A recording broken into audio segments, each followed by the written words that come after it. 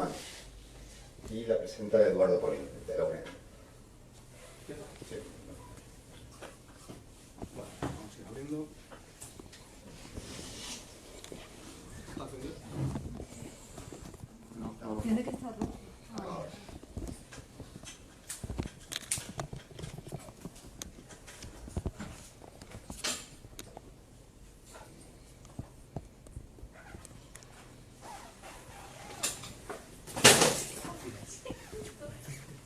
Lo veíamos venir, ¿eh? Lo veíamos venir.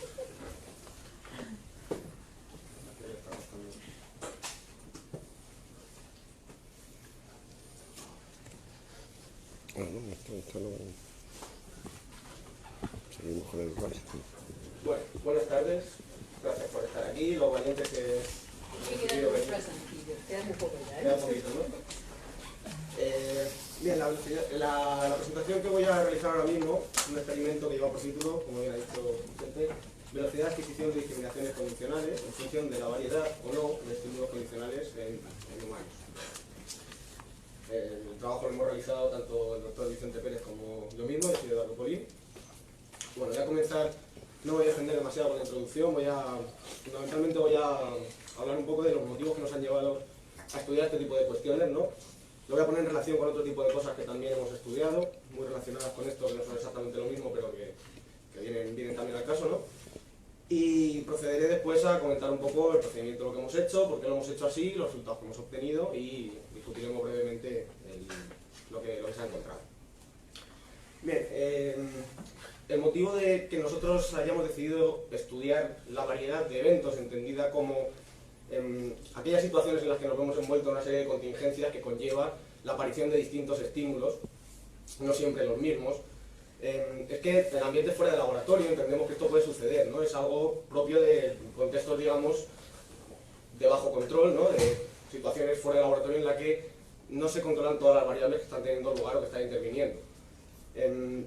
Si nos vamos a la situación contraria, es decir, aquellas situaciones de alto control, nos encontramos con que, por ejemplo, en el estudio de las discriminaciones condicionales, lo que se suele estudiar pues son discriminaciones condicionales estándar, ¿no? Se entrenan igualaciones a 1B1, a 2B2, son siempre los mismos estímulos. Si trasladamos esto al estudio de una discriminación simple, nos encontramos con que los estímulos discriminativos pues, se suele emplear, por ejemplo, en palomas una luz verde, como estímulo delta empleamos una luz roja, y esos son los estímulos que nosotros manipulamos y que ensayo a ensayo siguen siendo constantes, son siempre los mismos.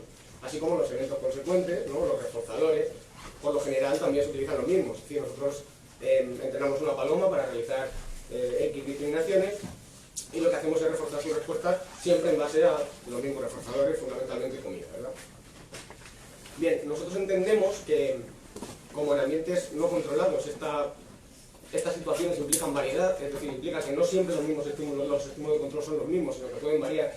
Hemos considerado que podría ser interesante trasladar este estudio de la variedad directamente a contextos en los que podamos controlarlo de alguna manera para ver si efectivamente existe un efecto diferencial a la hora de adquirir según qué tipo de discriminaciones en función de que los estímulos que tienen lugar en las contingencias vayan variando, ensayo tras ensayo, sean siempre los mismos.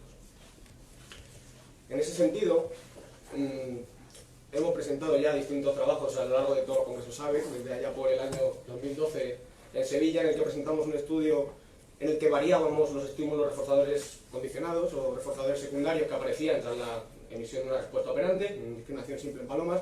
Observamos cómo la variedad de reforzadores condicionados conllevaba una mejora en la velocidad de adquisición, es decir, se aprendía mejor una discriminación si el reforzamiento de la respuesta se realizaba de manera diferente a si se realizaba siempre de la misma forma. Posteriormente en Madrid trasladamos el estudio de la variedad también en discriminaciones simples con palomas a los estímulos delta. Esto quiere decir que cada vez que se presentaba un estímulo delta, este estímulo podía ser diferente ensayo tras ensayo del anterior, ¿no? No me voy a extender mucho con esto, pero sí que observamos cómo al implementar la variedad en los estímulos delta, esto era fuertemente sensible al tipo de procedimiento que se estuviera utilizando. Hemos utilizado varios, ¿no? Se presentó en Madrid en 2013 uno de ellos, en Huelva en 2014 otro. En 2015 hicimos cosas con ratas que bebían alcohol y no tenían nada que ver. Y bien, este año en Motril pues hemos decidido presentar el último experimento que hemos realizado, que es con humanos, en el que hemos trasladado el estudio de la variedad a los estímulos condicionales, en una contingencia lógicamente de 4 términos, ¿no? Una discriminación condicional en humanos. Vamos a ver cómo lo hemos hecho.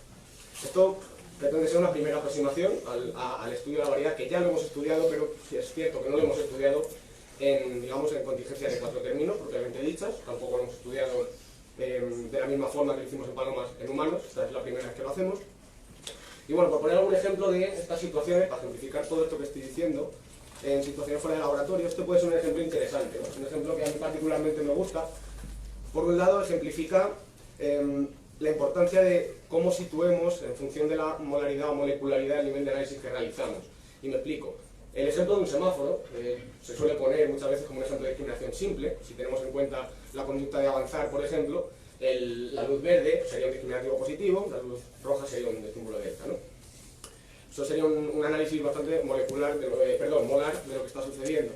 Si aumentamos la molecularidad, si nos fijamos qué más está pasando en ese tipo de situaciones, y no nos centramos solamente en el análisis de la conducta de avanzar, sino que vamos un poquito más allá y vamos a las respuestas concretas de pisar un pedal o pisar otro, cuando vamos conduciendo, nos encontramos con que la luz verde sería un estímulo condicional que determina la función de los pedales. En este caso convertiría en discriminativo positivo el pedal del acelerador y convertiría en un delta el pedal de freno.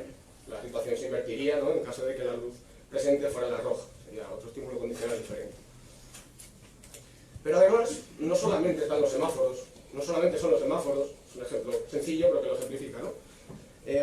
Aquellos estímulos que determinan la función de los pedales como discriminativos, ¿no? Nos encontramos, pues, ejemplos aquí, ¿no? Cualquier ejemplo que son situaciones cotidianas que nos podemos encontrar y que, de la misma manera que lo hace un semáforo, también determinan esta función que adquieren los pedales como discriminativos o como delta, ¿no? Por lo tanto, ¿cuáles son los objetivos que nosotros nos hemos marcado? Pues, sencillamente, comprobar si una discriminación condicional, el hecho de variar los estímulos condicionales, supone una diferencia en cuanto a la velocidad de adquisición de esa discriminación condicional en comparación con si no hay variedad, que hay situaciones en las que no hay variedad. Y además también vamos a ver cómo, en función de que la variedad involucre a más o menos estímulos condicionales, si efectivamente también hay diferencias en función de ese mayor nivel de complejidad o de variedad. Contamos para ello con 6 humanos, 3 mujeres y 3 hombres. Como aparato, pues, utilizamos un ordenador portátil, ¿no?, la clásica tarea en la que se realiza una discriminación condicional con humanos, con un ratón. Ellos tenían que seleccionar los estímulos, ¿no?, esa era la respuesta que exigíamos, y utilizamos un programa en Flash hecho a medida para tal efecto. Realizamos un diseño intrasujeto, consistía en 3 bloques de entrenamiento diferentes, A, B y C. Cada uno de ellos eran todos tareas de igualación a la muestra, pero con particularidades que voy a detallar a continuación. Los ensayos correctos, como típicamente se suele hacer, se reforzaban con la aparición del fondo verde con el mensaje bien. Cuando los ensayos incorrectos aparecía el mensaje mal. Como semáforo, efectivamente. No exactamente porque el semáforo es el antecedente, pero está bien traído. El bloque A consistía en una discriminación condicional estándar, ¿no? Como hemos comentado, A1B1, A2B2, es normal, aquí no hay variedad, no hay nada. Digamos que es un bloque de control para efectivamente comparar con el momento en el que se implementa esta variedad, ¿no? El bloque B consistía en variar en uno de los estímulos, mejor dicho, uno de los estímulos condicionales de una de las igualaciones, ¿no? Tenemos 2 igualaciones C1D1, C2D2, que se mantienen como siempre, pero en la tercera igualación vemos que puede aparecer C3, puede aparecer C4 o puede aparecer C5. Cualquiera de ellos 3, que no aparecen al mismo tiempo, sino que aparece uno cada ensayo, aleatorizadamente, convierte a D3 en un discriminativo y a los otros 2 en delta, ¿no? El bloque C consistiría exactamente lo mismo, pero implementando variedad en todas y cada una de las igualaciones. Es decir, cada estímulo discriminativo tendría su función determinada por 3 estímulos condicionales diferentes y no siempre por el mismo. Habría variedad en las 3. De tal manera que tenemos un bloque A con estímulos constantes, un bloque B con variedad en una de las igualaciones y un bloque C con variedad en las 3. A continuación vemos, esto sería un ejemplo de bloque A, ¿no? La típica, ante el estímulo de la izquierda, esa cuchara, digamos que la comparación correcta, se convertiría en discriminativo el teléfono, ¿no? Lo vemos ahí a la izquierda. Con el cuaderno, presencia del cuaderno, la comparación correcta sería en el centro, la cámara de vídeo, y con la escoba pues sería el restante, ¿no? Sería un bloque normal. Vamos a ver un ejemplo de lo que sería el bloque B, para que entendamos de verdad qué es lo que se hizo. Vemos en la izquierda y en el centro son digamos que serían las 2 igualaciones en las que siempre es el mismo estímulo condicional, mientras que si nos fijamos en la derecha hay un estímulo de muestra arriba que convierte al reloj de pared de la derecha en un estímulo discriminativo. Sin embargo, esto no era así en todos los ensayos, en el sentido de que no siempre iba a aparecer ese estímulo de muestra. Podía aparecer también este otro que tenemos aquí, o podía aparecer también, a ver si carga, este último que tenemos aquí, ¿de acuerdo? Eso sería lo que constituiría un bloque B. El bloque C, evidentemente no he hecho lo mismo que antes porque nos eternizaríamos aquí, los he puesto todos juntos. Si nos fijamos en los estímulos de arriba, en los estímulos de muestra, podía aparecer cualquiera de esos tres que aparecen, convertiría en discriminativo, en este caso la taza, cualquiera de esos tres del centro convertiría en discriminativo a la silla, y cualquiera de los tres de la derecha convertiría en discriminativo a la copa de cristal. Bueno, pues esto fue lo que pasó. En términos generales, ¿no? Analizando todos los sujetos, comparando un poco, viendo el efecto general, con independencia del orden de presentación de cada uno de ellos, vemos cómo, por lo general, efectivamente, el bloque A se adquiere muy rápidamente, ¿no? Esto ya lo sabíamos, es una discriminación condicional estándar y por lo tanto sería razonable pensar que se va a adquirir relativamente rápido, ¿no? Eran estímulos familiares, relaciones arbitrarias, estamos acostumbrados a verlo. El bloque B, en el que hay variedad en una de las igualaciones, vemos como ya automáticamente la velocidad de adquisición es bastante mayor, ¿no? Menor, es decir, se tardan más ensayos en llegar al criterio. Y en el bloque C pasa un poquito lo mismo, vemos como hay pequeñas diferencias entre estos dos bloques que comentaremos ya al final. Pero como analista de la conducta de Gresham vamos a ver qué es lo que pasó en las comparaciones entre sujetos, es decir, voy a presentar los datos individuales. Aquí tenemos los 6 participantes, están colocados del 1 al 6, izquierda a derecha, y si se fijan, después de cada participante, entre paréntesis ABC, ACB, eso implica el orden de presentación, ¿no? Contrabalanceamos el orden en el que se presentaban los distintos bloques, de tal manera que el contrabalanceo dio lugar a 6 condiciones, las 6 que tenemos ahí, ABC, ACB, BAC, etc., ¿no? Cada uno de las gráficas están colocadas en el mismo orden en el que ese participante en concreto realizó las tareas. El primero hizo A, después hizo B, después hizo C, y así sucesivamente. Observamos lo mismo que se observaba en la gráfica anterior, ¿no? Del efecto general, que en todos los casos el bloque A se adquiere con relativa rapidez, ¿no? Estamos en el orden de 30 ensayos. El bloque B y el bloque C tardan mucho más en adquirirse en comparación con el A.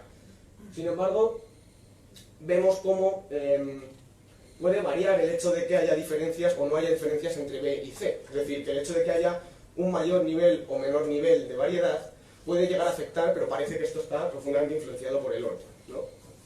Entonces vamos a comentarlo un poquito más detenidamente, con esto prácticamente acabamos. Se ha visto claramente, ¿no? Una de las principales conclusiones sería que existen diferencias entre adquirir una discriminación condicional sin variedad y adquirirla con variedad, ¿no? Con independencia de que haya mucha o poca, o sea, en una igualación o sea en 3. Esto está bastante claro. Además, la tendencia general nos marca que no solamente hay diferencias entre variedad o no variedad, sino que además, a medida que va aumentando el grado de complejidad, a medida que la variedad va siendo mayor y va involucrando a más igualaciones, también se tiende a retrasarse la velocidad de adquisición, ¿no? Pero el dato verdaderamente interesante, ¿no? que surge en el momento en el que analizamos los resultados en función de ese contrabalanceo, en función de los datos intrasujetos, obviamente dichos, es el siguiente, y si se han fijado, voy a volver a la diapositiva anterior,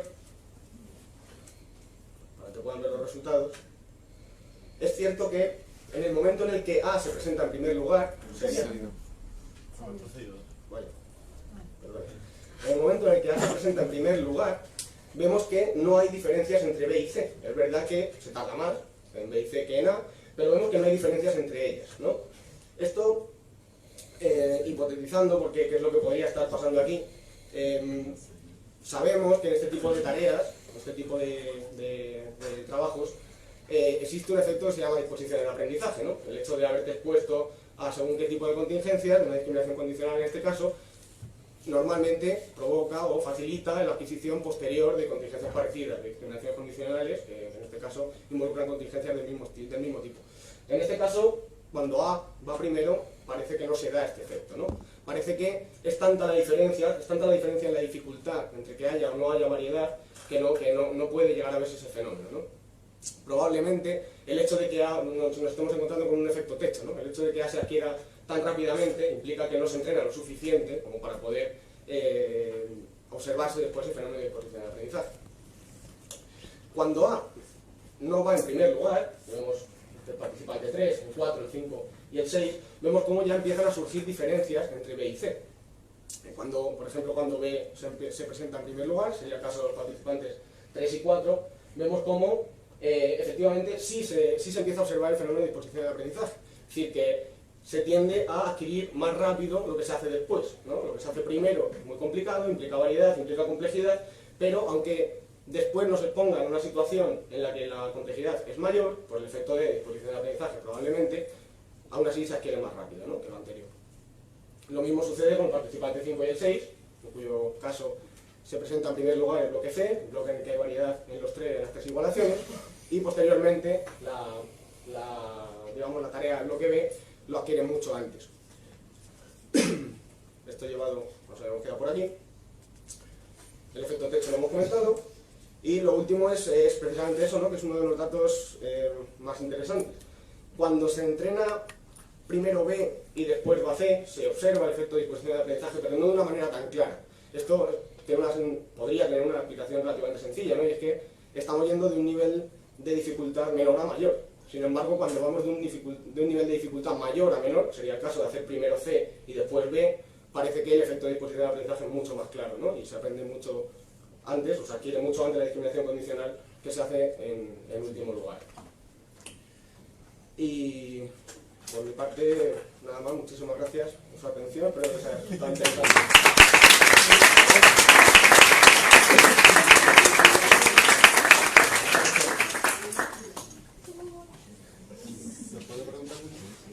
Justo eso iba a decir, muchas gracias, Eduardo.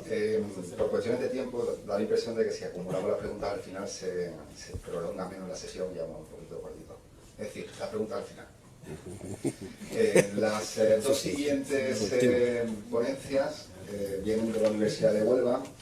La primera de ellas tiene por título Estudio del efecto de inmunización en la indefensión aprendida, apetitiva y aversiva.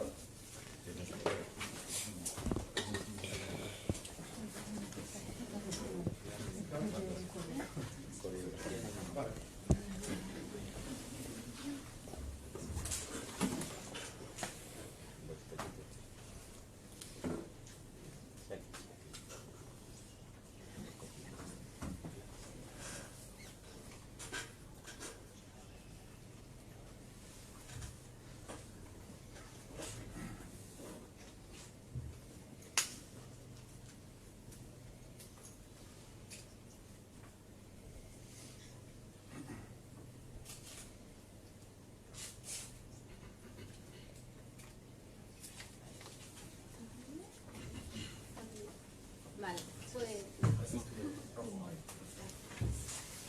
buenas tardes, gracias por la presentación y gracias a la organización por permitirnos presentar hoy aquí nuestro trabajo, ¿vale? Trabajo que aunque sea yo la persona que lo va a exponer, son muchas personas, entre ellos Lorca, mi compañera Isabel, Pilar, Kiko y Alberto, que no ha podido asistir, los que hemos estado codo con codo, ¿vale?, trabajando para realizar este estudio. Muy bien, este estudio consiste en comprobar el efecto de inmunización en la indefensión Pero te puedes acercar un poquito más, de tipo apetitivo y aversivo, ¿vale? Definiéndolo brevemente, porque aquí ya se controla un poco el tema, la indefensión aprendida es cuando el sujeto aprende que independientemente, que las consecuencias son independientes a su conducta. Y esto a su vez afectará a situaciones donde esas consecuencias sí podrían ser controladas. Encontramos dos modalidades, ¿vale? Uno de tipo aversivo, que es más conocida, y uno de tipo apetitivo, que también se denomina pereza aprendida. Por otro lado, encontramos el efecto de inmunización, también conocido como dominio aprendido, ¿vale?, que es cuando el sujeto domina un acontecimiento antes de ser expuesto a su incontrolabilidad. Esto a su vez supone un retraso en el aprendizaje de la indefensión aprendida. Entre varios estudios destacamos el de Ferrandi y de Vicente, que dicen que la forma más efectiva de reducir los efectos de indefensión es a través de un feedback de un 50% en los ensayos. Por otro lado, encontramos otro estudio como el de Jones, Nacio y Massan, que dice que para producir un mayor grado de inmunización se debe utilizar un 50% de refuerzo y que en los casos donde siempre se refuerza o nunca se refuerza no se suele dar este efecto. Nosotros, en nuestro estudio, hemos utilizado un grado de control del 90% en la fase de inmunización. Los objetivos que hemos perseguido han sido dos. Por un lado, replicar el fenómeno de la indefensión aprendida a través de un nuevo procedimiento, tanto de la modalidad apetitiva como aversiva.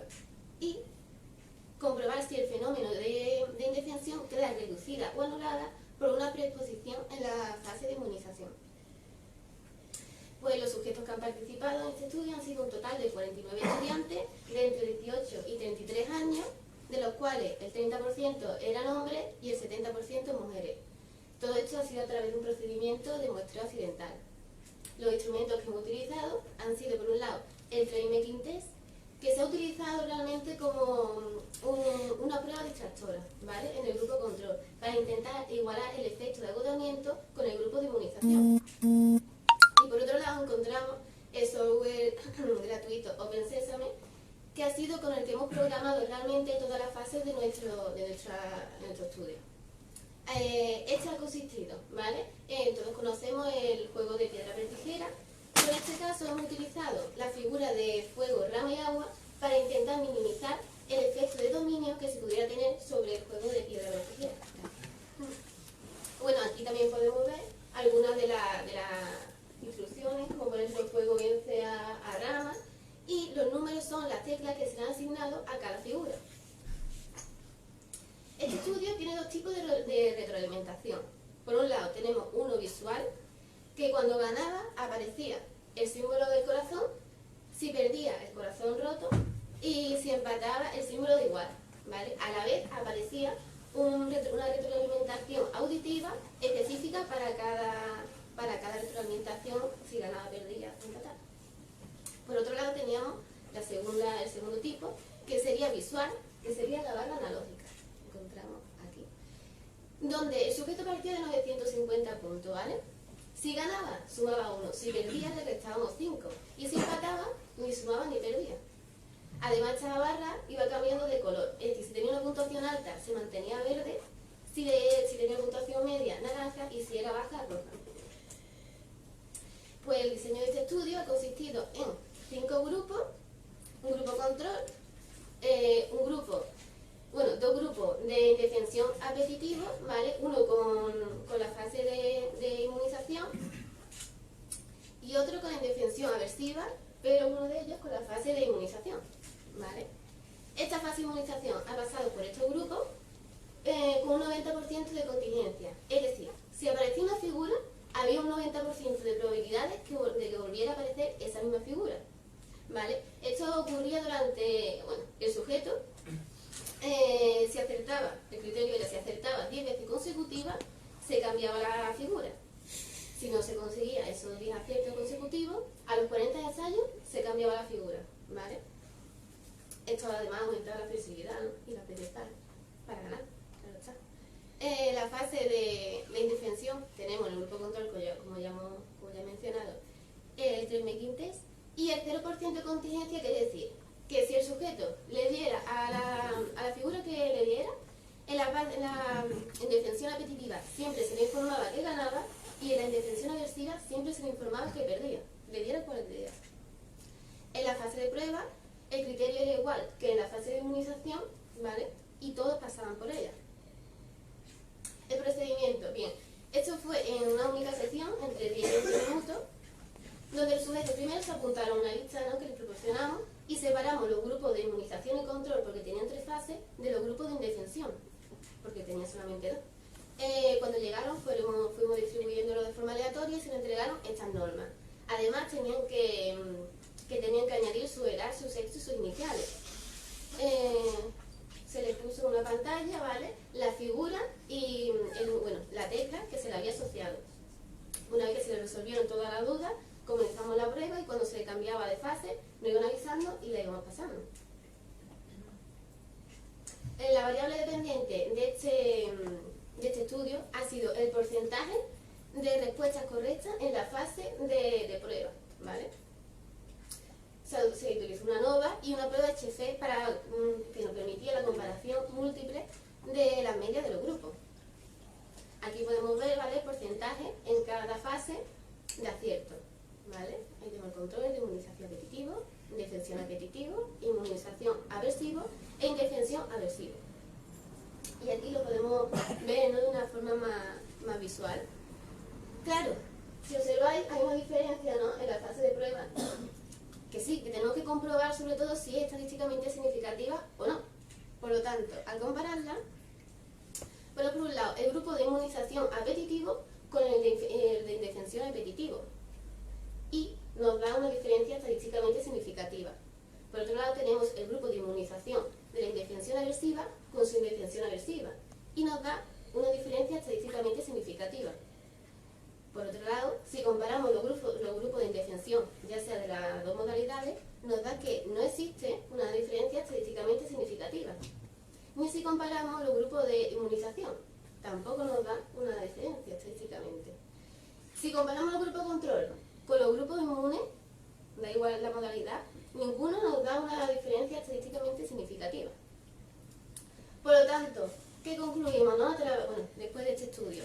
Que a través de este nuevo procedimiento se ha conseguido replicar el fenómeno de indefensión, tanto apetitivo como aversivo, que se ha conseguido el efecto de indefensión, pero vuelvo a repetirlo, apetitivo, que es que realmente lo han encontrado en muy poca, ¿vale?, investigación, y en personas mucho menos.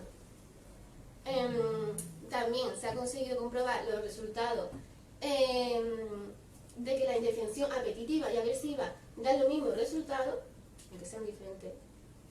Y además se ha comprobado que se ha conseguido dar el efecto de inmunización en ambas modalidades. Por otro lado, como hemos comentado antes, en los porcentajes nosotros utilizamos un 90%, y se ha comprobado que sí se ha conseguido un efecto de inmunización de la indefensión. Finalmente proponemos, ¿no?, para futuras investigaciones variar el porcentaje de controlabilidad, además de también jugar con el efecto de la robustez, ¿vale?, del fenómeno tanto en la indefensión como en la inmunización. Esto es todo, muchas gracias.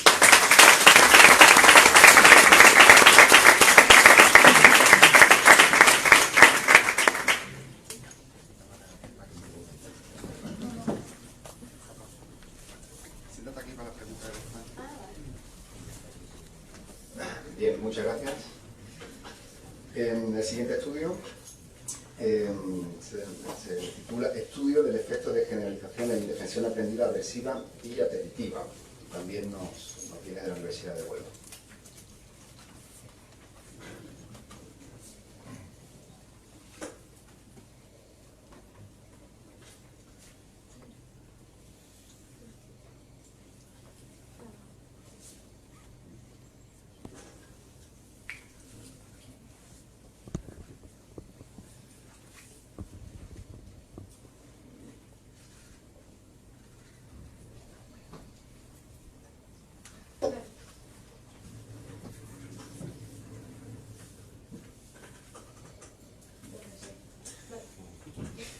Primero de todo, subo los agradecimientos de mi compañera, al comité organizador, por darnos la posibilidad de exponer nuestro trabajo. Pues me presento, soy Isabel Martín, que al igual que ella hemos realizado un experimento los dos de indefensión aprendida, y yo en este caso me he centrado en la generalización de esta indefensión.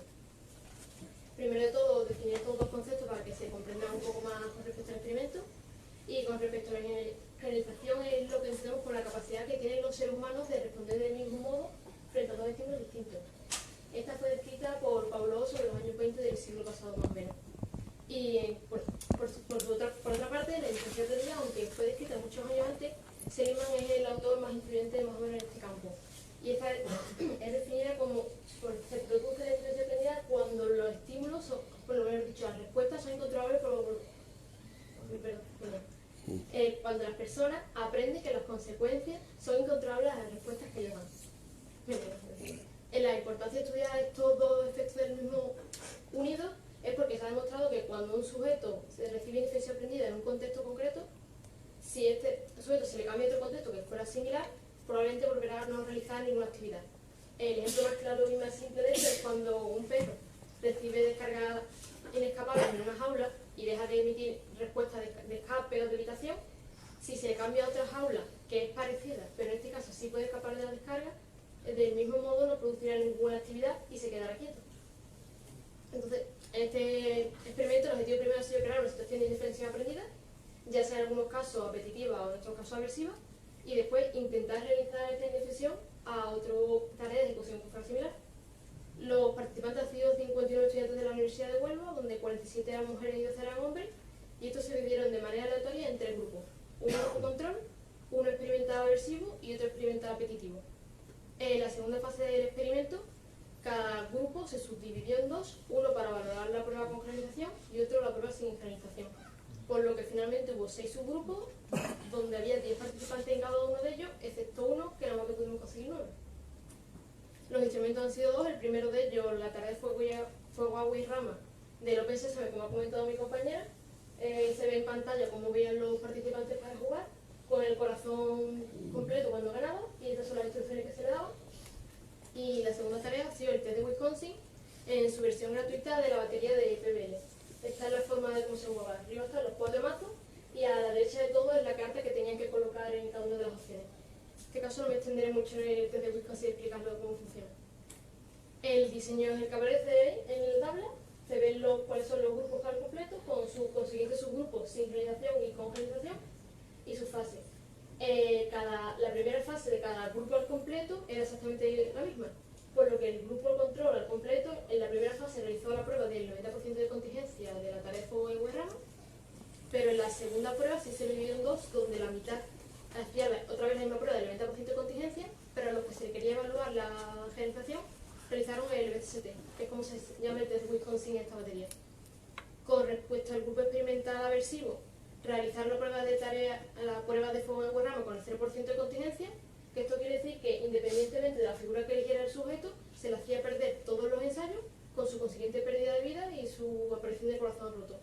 Y en la segunda fase, la mitad realizó el 90% de contingencia y la otra mitad realizó el 27%. Con respecto al grupo experimental apetitivo, también realizó la prueba del 0% de contingencia, pero en este caso con la variante que del mismo modo se le hacía ganar todos los ensayos, ganando vida y apareciendo en el corazón completo. En las dos grupos experimentales, en la primera fase los ensayos estaban limitados a 40, para que no se hiciera muy continuo y muy pesado. Con respecto al procedimiento, la recogida de datos se realizó en un edificio informática donde estaban puestos los ordenadores y instalados las dos pruebas, el de OpenSesame y la tarea de Wisconsin, y la asignación fue totalmente aleatoria. Conforme iban llegando se iban poniendo los ordenadores que iban teniendo más a mano. En cada uno delante suyo tenía un folio para explicar las instrucciones de fuego y agua y rama, cómo ganaba y qué se le solicitaba para terminar, que en este caso se le pedía que terminara con la mayor puntuación de vida posible. Y los que realizaron el test de Wisconsin, en su caso, la prueba de PBL ya tenía incluidas las instrucciones totalmente entendidas y comprensibles, así que en este caso no tuvimos que hacer nada. El análisis de los resultados se realizó mediante el CPSS, una nueva de parcela dividida, donde tenía 2 variables, una que es entre sujetos, que fueron las fases, y otra entre sujetos, que fueron los grupos. Los resultados son los que se muestran en pantalla. Las líneas de color azul son las del grupo control, las líneas de color rojo, aparecen un poco más oscuras, son las del grupo experimental aversivo, y las de color verde son el grupo experimental apetitivo. Las 2 líneas inferiores de puntos son los que pasaron el grupo experimental sin generalización, es decir, que se le valoró solo la indefensión aprendida. El análisis de datos muestra que entre la fase 1 y la fase 2 cada grupo tuvo una ejecución diferente en sí mismo, excepto el grupo control con generalización, que la ejecución fue exactamente la misma. Y en la fase 1 entre los grupos controles, como se puede ver claramente, los grupos controles eran iguales entre ellos mismos, al igual que los grupos experimentales que eran iguales entre sí mismos. Como el análisis de la fase 2 son más interesantes, se muestran en la tabla de aquí, que en amarillo está resaltado que el grupo experimental aversivo sin generalización sí tenía diferencias prácticamente significativas con el grupo control y con el resto de grupos con generalización. Entonces, con estos datos sí se puede concluir que se ha producido un efecto de indefensión aversiva, pero lo que no se puede asegurar es que se ha producido el efecto de generalización, puesto que los resultados eran exactamente los mismos con el grupo control. Entre las limitaciones del experimento encontramos que el número de participantes de cada subgrupo fue desigual. Algunos tuvieron 10 y algunos tuvieron algunos menos, entonces no se puede equilibrar los resultados. También las diferencias sustanciales que había entre las pruebas, como se ve aquí, justamente, la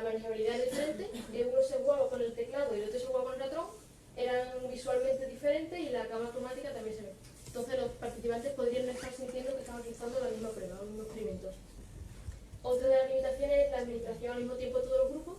Todos los grupos estaban en el ordenador desde aparte, pero se realizaban toda la evaluación en el mismo momento, por lo que no tenían por qué estar concentrados en su prueba, podía producirse distracciones.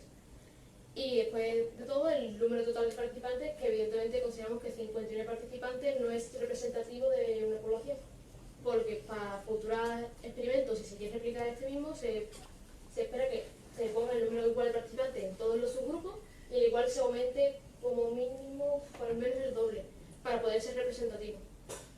Así que, todo.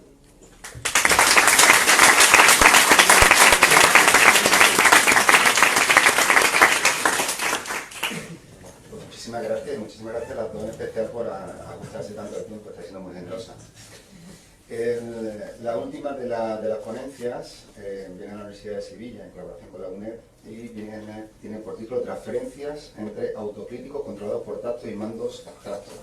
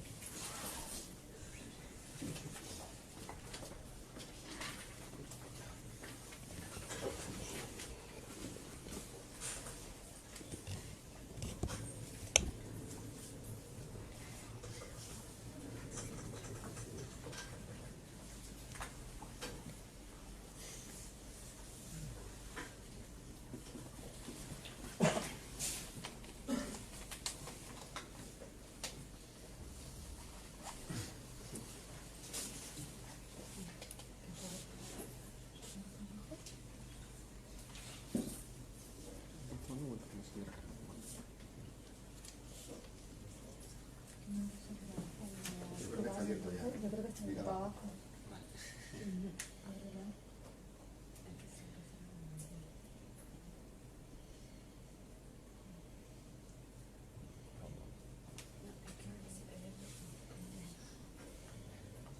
Página arriba en el teclado. No se me para nada.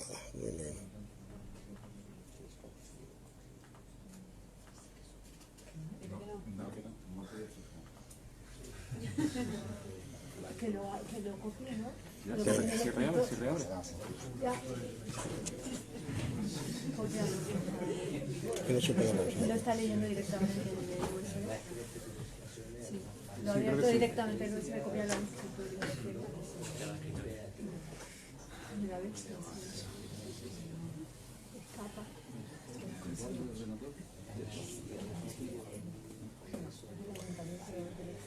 Vale, si es un PPTX, y si la última versión es, no, soporte estos abiertos. No, lo habré pero desformatado, que es lo que le pasa a todos los demás en realidad. Sí, lo habré pero Yo, desformatado. yo por eso me he ido directamente a PDF online. Ha sido el más listo. Eso o en PDF. Y te lo digo yo que estoy acostumbrado. Yo llamo algo siempre, me meto en el Office Online y yo, mira, si tienes una buena conexión, porque que si no tengo versión del Office, que se desea. Te lo digo yo que estoy acostumbrado a usar estas cosas. Pero me quedo un poco una chorrada que decir. Que Es que esa es una de las cosas que ¿sabes una de las cosas que le falta que hacer que se le formateen? Que en el LibreOffice no tiene las tipografías de Microsoft, no tiene el Times New Roman, eso no lo tiene. Es una de las principales. por mucho que lo intentes, claro, En el momento en el que no tiene la tipografía ya te falla. claro, si no te falla una barbaridad. Y después, bueno, todos los efectos que hace las capas. O sea, que el Office es un pedazo de programa, tío. O sea, el cuerpo no es lo mejor que ha hecho Microsoft en su vida. Sin duda. Bueno, lo han ido Y en mejorando. el Excel también se nota mucho. Han ido mejorando. En el Excel él no puede usarlo. Ha sido precavido y venía con 2 copias. Tenía 3, pero Yo iba a 54, reconozco que soy un obsesivo. bueno, muchas gracias, disculpad por el cierto retraso. Gracias por vuestra asistencia y a saber por permitirme participar. El título de mi trabajo se titula Transferencia entre autocríticos controlados por tacto y mandos abstractos. Bien, con la intención de nuestro estudio era estudiar la influencia de algunas condiciones que determinan la adquisición de los autocríticos para la transferencia a situaciones nuevas que pueden tener correspondencia o no con las operantes verbales de las que dependen a partir del entrenamiento. Por lo tanto, a modo de introducción vamos a señalar, vamos a hablar de los principales elementos que forman parte de este trabajo. En primer lugar, la transferencia funcional entre operantes verbales.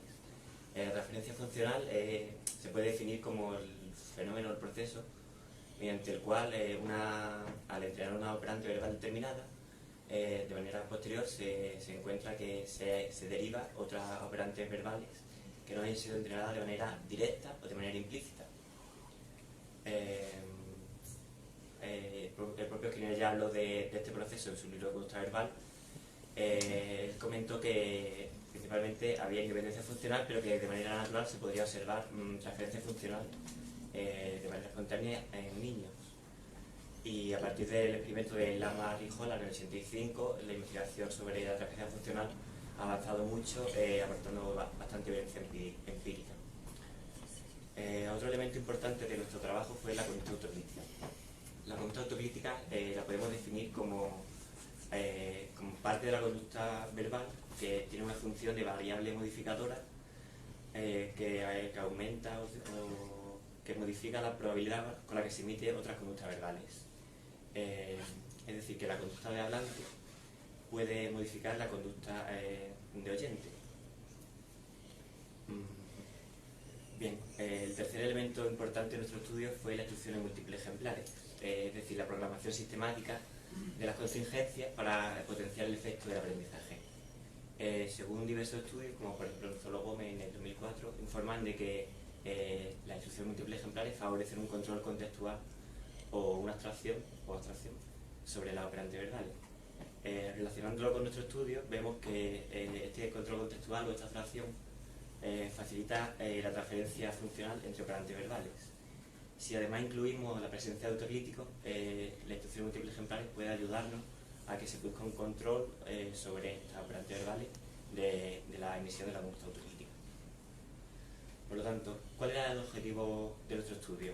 Pues estudiar las condiciones que afectan a la transferencia de autocríticos controlados por mando y tactos que no estén entrenados directamente. Es decir, ver si la emisión del autocrítico sigue estando controlada por nuevas operantes verbales que han sido entrenadas de manera directa. Por lo tanto, nuestra hipótesis es que la atracción de la conducta autocrítica, controlada por distintos rasgos de mando y tacto, manifiesta la transferencia funcional entre estas operantes verbales, hayan sido entrenadas explícitamente o no con discriminaciones condicionales de manera previa.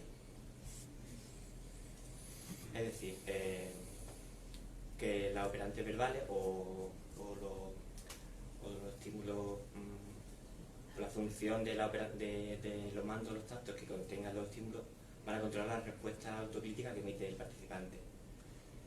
Y esto lo vamos a probar sobre nuevas instancias verbales, sobre nuevas situaciones verbales que no han sido entrenadas antes, en dos condiciones.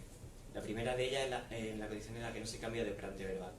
O sea, se presenta la misma operante. Es decir, que se evalúe esta transferencia en las operantes verbales que han sido entrenadas. Y la otra transferencia que me interesa estudiar es cuando sí se cambia de operante verbal y no solamente son nuevas instancias verbales o nuevos ejemplares verbales que no están presentes, sino también nuevas operantes que no han sido entrenadas de manera explícita. Bien, a nivel, en cuanto al método, ¿se escucha? Sí. En cuanto al método, la variable independiente que manipulamos fue el cambio de operante verbal durante el entrenamiento y la evaluación. La variable dependiente es la transferencia funcional, que la medimos en número de aciertos. Participaron 8 sujetos en este experimento, 4 participantes adultos universitarios y otros 4 participantes de edad infantil que no tenían adquiridas competencias de escritura ni de lectura. Se realizó en horario extraescolar en un centro escolar y se utilizaron fichas de cartulina blanca para que de manera manual fuéramos operando con el procedimiento de discriminación condicional. Y diseño, se utiliza un diseño de caso único o n igual a 1 con dos condiciones. Una condición de entrenamiento que había que realizar sine qua non para pasar a la siguiente fase de evaluación. Estas dos fases estaban presentes las 4 condiciones de las que constaba el estudio. 4 condiciones que nos permiten explorar las 4 posibilidades o las 4 alternativas que hay para ver la transferencia entre mando y tactos. De tal manera que la condición A entrenaba y evaluaba mando, y la condición C entrenaba y evaluaba tacto. Las condiciones B y D ya evaluaban la penalti verbal diferente a la que se había estado presente en el entrenamiento. El entrenamiento consiste en 50 ensayos de estímulos verbales que se presentaban como muestras. Estos 50 ensayos realmente están compuestos por 10 muestras distintas que se iban repitiendo 5 veces de manera aleatorizada. Durante la fase de evaluación solo había 10 ensayos de evaluación y estaban formados por 10 muestras distintas, por lo tanto solo se repetía una muestra cada vez. Al mismo tiempo, las 4 condiciones estaban contrabalanceadas para controlar posibles variables extrañas. Los estímulos de comparación que se entrenaron fueron diferentes en el grupo de edad. En el grupo adulto se entrenó la comparación preciso y ambiguo, y el grupo de niños agresivo y amable. La fase de entrenamiento tenía un criterio de superación de 10 ensayos consecutivos correctos para pasar a la fase de evaluación. Si no se cumplía, se podía repetir otra vez la fase de entrenamiento hasta un máximo de 5 veces. En cuanto al procedimiento, se trató de una discriminación condicional simultánea, es decir, que se presentaba la muestra y los 2 estímulos de comparación al mismo tiempo. La muestra contenía la frase que tenía la función de tacto-mando, y los estímulos de comparación eran los 2 autocríticos que se entrenaban. El participante debía de elegir el autocrítico o el estímulo de comparación fuese correspondiente con la muestra. Si no acertaba, el criterio de corrección era leer la frase y la comparación correcta y pasar al siguiente entrenamiento, a la siguiente fase. La particularidad del grupo infantil era que, como no sabían leer ni escribir, se realizó mediante conducta ecoica, es decir, el experimentador leía la frase y le pedía a que lo repitiese y que después ya eligiese la comparación correcta. La fase de evaluación tuvo el mismo procedimiento, solo que en extinción, es decir, el experimentador no aplicaba ninguna contingencia de refuerzo y de castigo si se acertaba o fallaba el participante. Bien, pues aquí tenemos los resultados. En verde podemos los resultados del niño, en azul podemos observar las fases de entrenamiento. Tanto en N1 como en N2 observamos que con cada condición que se va realizando disminuye el número de ensayos necesarios para adquirir el criterio de superación. Por lo tanto, la discriminación condicional se va aprendiendo. La particularidad del niño, del participante 3, es que la tercera condición necesita otra vez más ensayos para adquirir el criterio que las otras 2 condiciones. Y el participante 4, la verdad es que sorprende porque necesita un número de ensayos mínimo para cumplir el criterio de adquisición. En cuanto a los resultados de la evaluación, que realmente nos interesan, vemos que todos los participantes obtuvieron un número de aciertos bastante aceptable, bastante positivo, ya que ninguno de ellos tuvo menos de 7 aciertos, y hay casos en el que consiguen 10 aciertos, que es el número de aciertos máximo que se puede conseguir. Comparando las condiciones en las que se cambió de parante verbal con las que no se cambió de parante verbal, observamos que las condiciones que hay cambio de parante verbal, cada participante tuvo un acierto más, por lo tanto se puede decir que hubo más aciertos en las condiciones con cambio. Si comparamos las 2 condiciones en las que se cambió de parante verbal, es decir, la condición D, que entrena mando y evalúa, que entrena mando, tacto y evalúa mando, y la condición B, que entrena mando y evalúa tacto, vemos que los resultados no son tan claros. Hay 2 participantes que obtienen los mismos aciertos, y la diferencia se canta más por el participante 3, que obtiene más aciertos en la condición de tacto a mano. Y de nuevo, si comparamos las 2 condiciones en las que no se cambió de operante verbal, vemos que la condición que entrena y evalúa Mando, cada participante tiene más aciertos que la otra condición 3. Los resultados de los adultos muestran que en general adquirieron el criterio de superación con bastante facilidad. Después del segundo ensayo ya lo adquirieron bien. Y los resultados de la evaluación pues rozan casi siempre el máximo. Por lo tanto, esto nos llevó a plantearnos el hecho de que se hubiera producido un efecto techo y de que la discriminación de preciso ambiguo que se entrenó realmente ya estaba aquí en su repertorio conductual. Por lo tanto, estos datos pues, no podemos sacar tantas conclusiones como en el caso de los niños. Comparando las condiciones con cambio y sin cambio, observamos que los resultados no hay tanta diferencia significativa o esclarecedoras como en el caso de los niños. Y las condiciones, si comparamos la condición B y D, que son las dos condiciones en las que se cambia el operante verbal, vemos que, al contrario que el caso de los niños, es la condición B, la condición que entrena Mando y evalúa Tacto, la que obtiene más aciertos. Y también, al contrario que el caso del grupo de los niños, la condición C de Tacto es la que obtiene más aciertos. Bien, entonces, ¿qué nos dicen estos resultados, no la discusión? Pues nosotros llegamos a la conclusión de que se había producido transferencia funcional. Es decir, que todos los participantes emitieron el autocrítico en función de los rasgos abstractos entrenados presentes en operantes verbales nuevas, tanto si eran del mismo tipo como del que habían sido entrenadas, como si no. Estos resultados avalan la investigación científica de la transferencia funcional y también sobre el efecto de facilitador que tiene el autocrítico en el aprendizaje.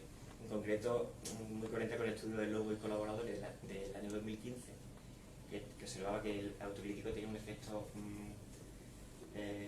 facilitador a la hora de acertar más ensayos en los ensayos iniciales de la discriminación condicional.